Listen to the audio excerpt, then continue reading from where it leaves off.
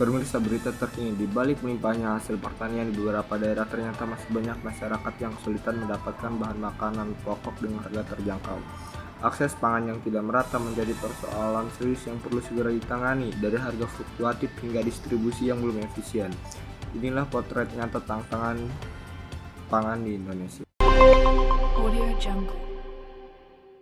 Nah, kalian tahu nggak sih kalau ada 3 faktor yang mempengaruhi aksesibilitas pangan menurut World Food Program tahun 2009? Yang pertama itu ada faktor fisik, yang kedua itu ada faktor ekonomi, dan yang ketiga itu ada faktor sosial. Kita bahas satu-satu ya. Ternyata pemerintahan itu setiap tahunnya ngeluarin yang namanya dana alokasi khusus ke setiap daerah. Maksudnya dana alokasi khusus itu bisa dibilang duit bantuan yang dikasih oleh pemerintahan pusat kepada pemerintahan daerah. Tujuannya itu supaya pembangunan di seluruh Indonesia itu bisa merata. Nah, di Papua Barat sendiri ternyata dana alokasi khusus ini menjadi salah satu program besar untuk pembangunan dan ngebenerin infrastruktur jalan. Tapi ternyata pas dijalankan di lapangan masih banyak banget kendala yang muncul. Dari hasil penelitian Bappenas, ternyata Papua Barat itu sempat menjadi salah satu provinsi yang tidak sepenuhnya sinkron antara rencana pusat dan juga rencana daerah soal dana alokasi khusus ini. Akibatnya, dana yang seharusnya bisa cepat dipakai malah sempat menganggur, yaitu bahkan di tahun 2019 realisasinya sampai 0%. Ini yang disebut aksesibilitas fisik terhadap pangan, artinya kemampuan orang buat bisa nyampe atau dijangkau sama sumber pangan. Kalau jalannya jelek atau belum tembus, otomatis akses fisiknya juga terbatas. Akibatnya ketahanan pangan di daerah Papua Barat itu jadi lemah. Nah, contoh nyatanya itu ada di Papua Barat, lebih tepatnya ada di Kabupaten Manokwari. Terdapat sekitar 300 km jalan yang akses jalannya itu belum diperbaiki. Jadi warga di daerah pegunungan atau kampung terpencil itu susah banget nih buat dapat bahan makanan. Bahkan kadang mereka bisa sampai menunggu selama 1 minggu. Bisa kebayangkan gimana susahnya? Nah, di samping ini merupakan data penyebaran dana alokasi khusus di Papua Barat. Yang atas itu merupakan di kawasan industri dan yang bawah itu merupakan di kawasan ekonomi. Jadi kalau kita ngomongin soal pembangunan jalan lewat dana alokasi khusus yang ada di Papua Barat, itu sebenarnya bukan cuma soal bikin aspal mulus, tapi lebih dari itu. Jalan adalah jembatan menuju akses pangan, ekonomi, dan kesejahteraan. Kalau pemerintahan pusat dan pemerintahan daerah bisa kerja bareng, maka perencanaan dan pelaksanaan dana alokasi khusus yang diberikan kepada Papua Barat itu bisa lebih nyatu. Harapannya masyarakat Papua Barat itu tidak lagi mengalami kesulitan akses bahan pokok gara-gara jalan yang belum layak. Ketahanan pangan itu bukan cuma soal seberapa banyak beras yang bisa kita hasilkan, tapi juga seberapa mudah masyarakat bisa mengaksesnya. Salah satu faktor penentu utamanya adalah infrastruktur pertanian, terutama jaringan irigasi. Nah, tanpa air, lahan pertanian hanyalah hamparan tanah kering, dan tanpa irigasi yang baik, produksi pangan akan tersendat. Penelitian yang dilakukan di Kabupaten Lebak, Banten menunjukkan bahwa program pemeliharaan infrastruktur irigasi di sana belum berjalan efektif. Tingkat efektivitasnya hanya 56%, lebih rendah dari target ideal 65%. Artinya sebagian besar jaringan irigasi belum berfungsi maksimal. Banyak saluran yang rusak, pemeliharaan yang tidak rutin, dan sumber daya manusia yang belum cukup terlatih di bidang teknik sipil. Dampaknya sangat nyata, distribusi air ke sawah sering tersendat, produktivitas menurun, dan pendapatan petani ikut terdampak.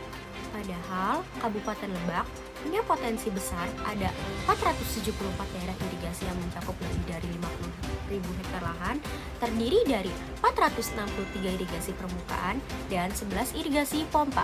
Tapi tanpa pemeliharaan yang baik, potensi itu bisa berubah menjadi beban.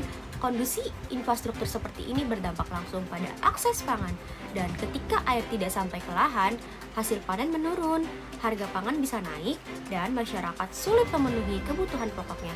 Karena itu, memperkuat infrastruktur bukan cuma soal membangun saluran baru, tapi memastikan air benar-benar mengalir sampai ke petani. Pemerintah daerah perlu meningkatkan kualitas aparatur, menambah sarana pendukung, dan memastikan pemeliharaan dilakukan secara rutin sebagai standar. Kalau irigasinya berfungsi baik, petani bisa lebih produktif, hasil panen stabil, dan masyarakat punya akses pangan yang lebih terjamin. Jadi, bagi saya, infrastruktur bukan sekadar bangunan fisik, tapi nadi yang menjaga ketahanan pangan tetap hidup. Sekian cukup, terima kasih. Membahas pilar aksesibilitas pangan, khususnya akses ekonomi terhadap ketahanan pangan. Untuk memperdalam analisis kami membandingkan dua daerah dengan karakter geoekonomi dan geografis yang berbeda, yaitu Kabupaten Lebak, Provinsi Banten, mewakili wilayah Jawa dengan akses pasar yang lebih terbuka, dan Distrik Konda, Kabupaten Sorong Selatan, Provinsi Papua Darat Baya, mewakili wilayah timur dengan kondisi geografis yang sulit dan infrastruktur yang terbatas. Keduanya sama-sama menghadapi masalah ketahanan pangan, tapi penyebabnya berbeda. Di Lebak, masalahnya lebih ke faktor ekonomi rumah tangga dan daya beli. Sedangkan di Konda lebih ke kondisi geografis dan keterbatasan infrastruktur yang akhirnya jadi berdampak pada ekonomi masyarakat.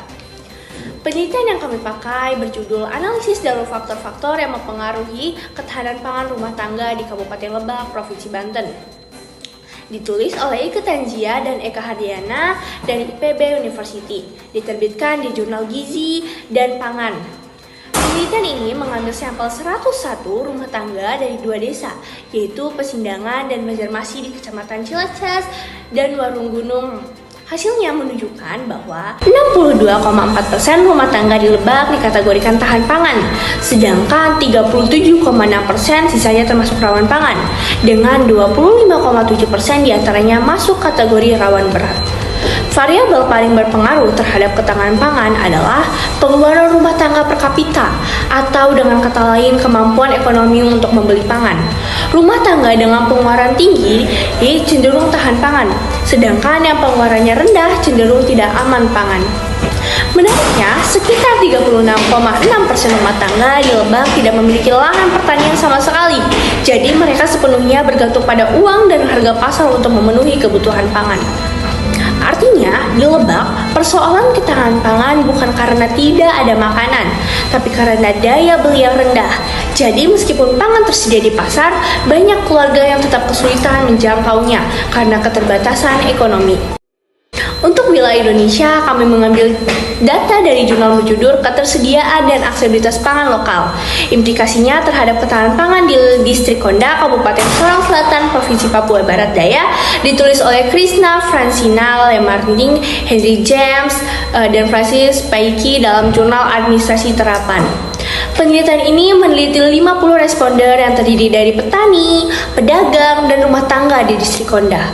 Dari hasil survei, masyarakat di sana memiliki ketergantungan sangat tinggi terhadap pangan lokal, terutama sagu yang produksinya mencapai 300 ton per tahun.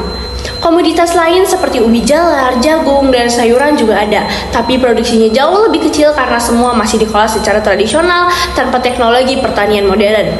Secara ekonomi, masyarakat Konda memiliki pendapat rendah dan daya beli terbatas. Bahkan sebagian besar rumah tangga lebih mengandalkan produksinya sendiri daripada membeli di pasar. Kondisi ini dipengaruhi oleh akses jalan yang rusak, transportasi publik yang minim, dan biaya distribusi yang tinggi. Harga pangan juga berfluktuasi sepanjang tahun. Misalnya saat musim hujan, biaya transportasi naik dan harga pangan bisa melonjak sampai 2 kali lipat.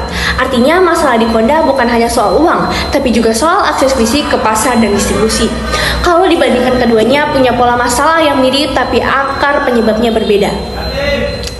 Aspek Kabupaten Lebak di Banten, Distrik Konda Papua Barat Daya, pendapatannya lebih tinggi, tapi tidak merata, rendah dan bergantung pada hasil tani lokal. Kepemilikan lahan 36,6% tidak punya lahan, bergantung pada pasar. Sebagian besar punya lahan, tapi sistemnya tradisional. Sumber pangan utama beras dan bahan pokok cari di pasar. Sagu, ubi jalar, jagung, dan sayur kendala utama. Daya beli rendah, inflasi harga pangan, infrastruktur buruk, biaya transfer tinggi. Status ketahanan pangan 62,4, sebagian besar masih rentan dan bergantung. Dari tabel ini bisa dilihat bahwa di Lebak, faktor yang paling menentukan adalah daya beli tangga. Sedangkan di kondisi faktor utamanya adalah biaya distribusi dan keterpencilan wilayah yang membuat akses ekonomi mereka jauh lebih berat. Kalau kita tarik kesimpulannya, dua wilayah ini sama-sama menunjukkan bahwa akses ekonomi adalah kunci utama dalam ketahanan pangan. Di Lebak, orang bisa makan kalau punya uang. Di Konda, orang bisa makan kalau panennya berhasil atau jalan menuju pasar nggak rusak. Jadi, masalahnya bukan cuma ada atau tidaknya pangan, tapi apakah masyarakat bisa mengakses pangan secara ekonomi dan fisik. Ketahanan pangan baru bisa tercapai kalau pendapatan masyarakat meningkat, harga pangan stabil, dan infrastruktur mendukung distribusi yang lancar. Dari perbandingan dua wilayah ini, kami simpulkan akses ekonomi di Lebak ditentukan oleh daya beli, sementara di Konda ditentukan oleh kondisi geografis dan transportasi. Kebijakan ketahanan pangan harus disesuaikan dengan karakter wilayah, pendekatan ekonomi di Jawa, dan pendekatan infrastruktur di Papua. Peningkatan pendapatan dan subsidi harga pangan di Lebak bisa jadi solusi, sementara di Konda perlu ada pembangunan jalan, pelatihan petani, dan penguatan pasar lokal. Dari dua daerah ini kita belajar bahwa ketahanan pangan bukan cuma soal beras yang melimpah, tapi soal apakah masyarakat punya kemampuan dan akses untuk mendapatkannya. Karena tanpa akses ekonomi yang kuat, pangan sebanyak apapun tidak akan membuat rakyat kenyang. Saya akan memaparkan akses sosial dalam ketahanan pangan di Kabupaten Lebak dan Papua. Nah, jadi kedua studi tentang ketahanan pangan di Indonesia ini sama-sama berangkat dari kondisi kerentanan pangan, tetapi dari konteks sosial yang sangat berbeda. Penelitian di Timika, Papua yang muncul karena seringnya terjadi konflik antar suku dan tingginya angka kemiskinan yang menyebabkan kerawanan pangan. Upaya keamanan yang bersifat represif terbukti tidak mampu menyelesaikan masalah, sehingga para peneliti mengusulkan pendekatan baru berbasis pemberdayaan masyarakat dan kemandirian pangan. Sementara itu, tentang Urang Kanekes di Kabupaten Lebak, Banten, menyoroti bagaimana kearifan lokal telah lama menjadi dasar ketahanan pangan mereka. Sistem pertanian, lumbung penyimpanan, serta norma dan ritual adat telah menjaga kestabilan pasokan pangan. Tantangan utama di wilayah ini bukan konflik, melainkan bagaimana masyarakat adat dapat mempertahankan sistem tradisionalnya di tengah arus modernisasi dan kebijakan pangan nasional yang sering tidak berpihak pada pola lokal. Nah, metodologi yang digunakan kedua penelitian ini disesuaikan dengan karakter wilayah dan tujuannya masing-masing.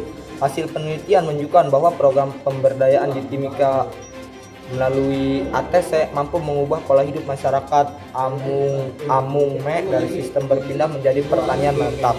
Pelatihan budaya, penguatan peran perempuan, pembentukan koperasi, serta kemitraan dengan berbagai pihak berhasil meningkatkan keterampilan bercocok tanam, pendapatan rumah tangga, dan ketersediaan pangan. Dengan demikian, ATC tidak hanya menjadi tempat belajar, tetapi juga wadah inovasi dan inkubasi usaha pertanian yang berkelanjutan. Sementara itu, penelitian tentang masyarakat Baduy menegaskan bahwa kearifan lokal mereka berfungsi sebagai sistem sosial ekologis yang menjaga ketahanan pangan secara alami.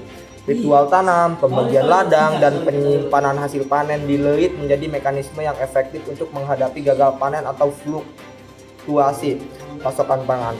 Analisis kuantitatif dalam studi tersebut menunjukkan bahwa luas lahan berpengaruh positif terhadap stok beras, sedangkan konsumsi beras berpengaruh negatif. Lebih jauh, Dumi untuk Kecamatan Ludamar, lokasi komunitas Baduy, menunjukkan koefisien positif sebesar 594.000 dengan tingkat signifikan tinggi, yang berarti wilayah ini memiliki stok beras jauh lebih besar dibanding kecamatan lain. Secara sosial, studi memberikan pelajaran penting di Timika pemberdayaan masyarakat yang melibatkan banyak pihak, pemerintahan, lembaga agama, TNI, dan perusahaan swasta menjadi strategi efektif untuk memperkuat ketahanan pangan di daerah rawan konflik. Intervensi yang sensitif terhadap budaya lokal mendorong perubahan perilaku dan meningkatkan kemandirian tanpa menimbulkan resistensi sosial. Sebaliknya, di Baduy, kekuatan utama terletak pada sistem sosial internal yang sudah mapan. Aturan adat, ritual, dan mekanisme penyimpanan kolektif di leit berfungsi sebagai jaring pengaman yang menjaga keberlanjutan pangan tanpa bantuan eksternal. Dua pendekatan ini menunjukkan dua jalur berbeda untuk mencapai ketahanan pangan. Model Timika menekankan pemberdayaan melalui intervensi eksternal yang terarah, sedangkan model Baduy mengandalkan ketahanan yang tumbuh dari dalam komunitas itu sendiri. Setiap penelitian, kekuatan dan keterbatasannya, penelitian Timika unggul karena pendekatannya yang partisipatif dan aplikatif, serta hasilnya yang langsung dapat digunakan untuk perencanaan kebijakan lokal. Namun penelitian ini kurang memiliki bukti kuantitatif yang memungkinkan generalisasi lebih luas karena cakupannya hanya terbatas pada 40 rumah tangga. Sementara itu, studi tentang Baduy memiliki keunggulan dalam bukti statistik dan konteks budaya yang kaya, tetapi bergantung pada data sekunder yang mungkin memiliki keterbatasan dalam akurasi dan kelengkapan. Selain itu, praktik adat seperti leuit sulit diterapkan secara langsung di daerah lain yang tidak memiliki struktur sosial yang serupa. Nah, jadi dari kedua studi ini muncul sejumlah pelajaran penting bagi kebijakan publik. Pertama, ketahanan pangan tidak hanya bergantung pada produksi dan teknologi, tapi juga pada kekuatan sosial, budaya, dan kelembagaan lokal. Pendekatan berbasis pemberdayaan seperti ATC cocok diterapkan di wilayah konflik dan transisi ekonomi. Sedangkan sistem penyimpanan pangan tradisional seperti leuit efektif untuk menjaga stabilitas pangan jangka panjang. Kedua, integrasi kedua pendekatan ini dapat menghasilkan model ketahanan pangan yang lebih kokoh. Misalnya, mengadaptasi prinsip penyimpanan komunal dan mekanisme sosial adat dalam program pemberdayaan di daerah lain. Ketiga, kebijakan pangan sebaiknya tidak meminggirkan kearifan lokal, melainkan menjadikannya bagian dari solusi. Untuk penelitian lanjutan, studi di Timika perlu dilengkapi dengan evaluasi kuantitatif jangka panjang yang menilai perubahan konsumsi, pendapatan, dan gizi rumah tangga sebelum dan sudah diintervensi KTC. Di Lebak, penelitian lebih lanjut dapat menelusuri bagaimana surplus pangan masyarakat Baduy berkontribusi terhadap ekonomi regional dan apakah perubahan ekonomi mempengaruhi praktik adat yang menjaga ketahanan pangan. Penelitian komparatif juga dapat dilakukan untuk menguji apakah prinsip-prinsip seperti penyimpanan komunal atau sistem tanam adat dapat diterapkan di daerah lain dengan konteks sosial yang berbeda. Secara keseluruhan, kedua penelitian ini memperkaya pemahaman kita sebagai pembaca tentang ketahanan pangan di Indonesia. Studi Timika menunjukkan bahwa pemberdayaan sosial dan teknologi yang sensitif budaya dapat memperkuat kapasitas produksi dan akses pangan. Sedangkan studi Baduy membuktikan bahwa kearifan lokal mampu menciptakan ketahanan pangan yang mandiri dan berkelanjutan.